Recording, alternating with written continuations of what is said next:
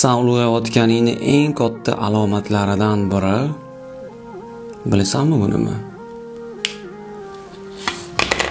Insonlar bilan juda ko'p narsalarda orani ochiq qilib olishga, aniqlik kiritishga, oydinlik kiritishga harakat qilmaysan.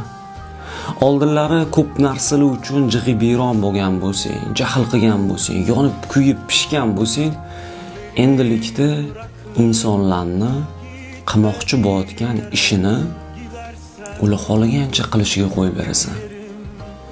Drama yo'q, panika yo'q, urush janjal yo'q, shunchaki kuzatasan. Chunki tushunib yetasan, har bir inson ham seni yonib kuyishingga, jig'ibiyron bo'lishingga, asabiyni ketkazishga arzimaydi. Bu narsani tushunganingdan keyin bilasan, ba'zi bir insonlar bori shu.